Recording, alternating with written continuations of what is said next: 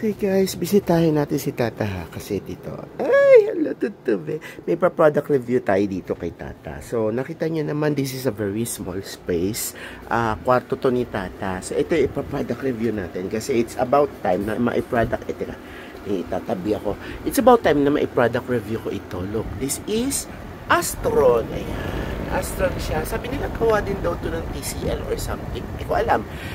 Basta yun ang parang nakuha kong info doon sa tindero. TCL ba or something? Basta LG or something. Hindi ko rin alam guys eh.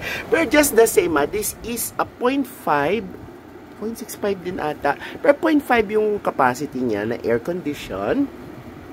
As you can see, napakaliit lang niya. Tingnan nyo ang kamay ko ha. Ayan ang kamay ko.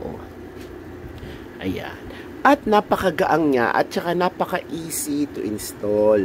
Kasi nila, ang nakakatuwa dito, no, kahit siya ay maliit, hindi siya kagaya ng ibang air condition na yung may high, low, yung mga ganun lang. Guys, digital na siya. Ang galing-galing kasi when I say digital, as in para na rin siyang inverter type na aircons. Kasi meron siyang auto, ayan, auto mode. Yung auto mode na yan, napaka-importante niyan para makapagpababa ng kuryente. At the same time, meron din siyang eco mode. Nakakapagpababa rin yan ng kuryente, guys. Pero alam nyo ha, sa totoo lang ha, ito ha, yan. Sa totoo lang, hindi nyo na kailangan yung eco mode at saka yung auto mode. Kasi, hindi tumaas ang kuryente namin. Mas mataas pa yung kuryente namin nung binubuksan namin yung mga regular fans namin.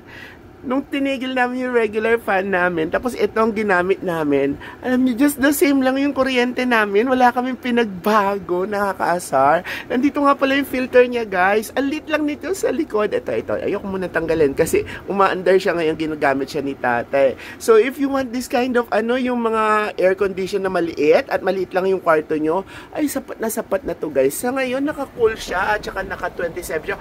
Uy, ang bilis. Nag-27 siya kaagad kasi sineset talaga namin to 27 lang, 28. Alam niyo naman pag Thundercats na hindi na kaya yung mga malalamig sobra. And guys, meron din siyang remote. Ayan ito yung remote niya, pakita ko sa inyo. Ayan, may remote din siya. Ayan, no problem na. Kaya lang hindi namin masyado nagagamit tong remote kasi ayan lang naman siya. Nandiyan lang siya. As in, abot na abot lang. Kaya sabi ko kay ate, alam nyo sa experience ko doon sa Hitachi ko ha, ang unang nagka-diferensya sa akin yung mga pindutan kasi dahil kaka-remote at kaka-remote, hindi na napipindot yung mga pindutan. Syempre, na-stock up.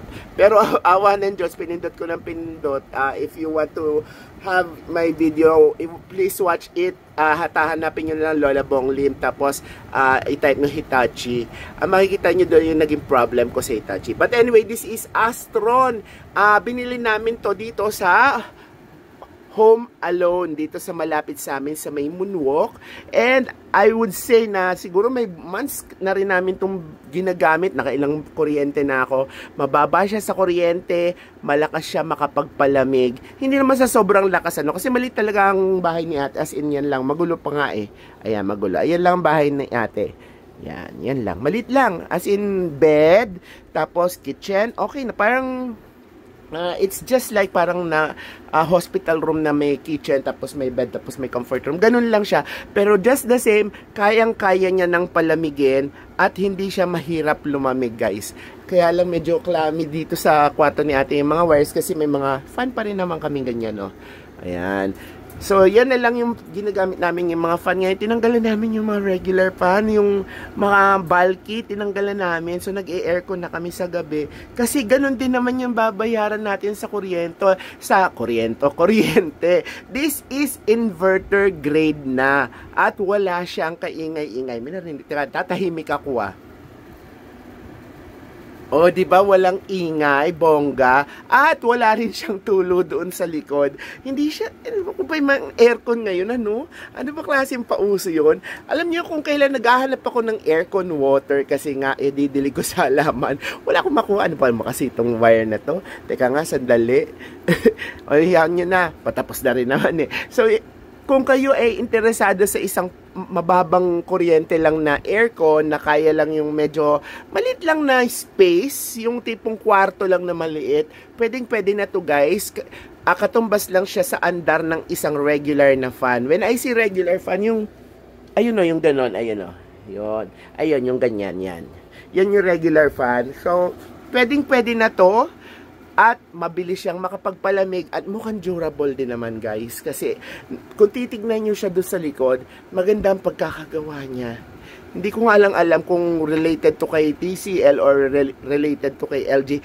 Nakalimutan ko na yung sinabi sa akin ng tindero. Pero kayo na lang kasi ang magtanong kung bibili kayo nito. I would highly recommend this Astron. Ayan. Ayan, pakita ko na sa inyo ulit ha. Ayan siya. Hindi pa siya madumi. Months na to. Skuday. Oh, galing. Ang lamig-lamig niya na. Oh. Actually, 27 lang. Siguro wala pa itong 30 minutes na pinaandar. Nakuha niya kaagad yung temperature. Pero hindi naman kasi summer ngayon eh. Pero kahit na summer, ganun pa rin. Okay pa rin naman yung pagpapalamig niya. Okay guys, if you like this kind of video, please do like, share, subscribe to your Lola's channel and hit that notification button just in case na may mga update ako tungkol sa mga air conditioning unit namin para kayo naman ay ma-inform kung ano ang gagawin nyo kung sakasakali may mga issues or something like that. And kung kayo nasa ibang platform, please do like. Ay, please do like na naman siya. It's still your Lola. It's always your Lola with an H. L-O-L-A-H. Bong Limir saying na sana, grabe, magtagal ito. Kasi ilang years na yung Toshiba ko eh. Eto, Hitachi pala, sorry. Hitachi Toshiba. Kung ano-anong nagsasabi ko. Hitachi ko. So, sana ito tumagal din. Okay, maraming salamat guys. Pasensya na sa mga pagkakamali-mali. Alam mo, tumatanda ng Lola.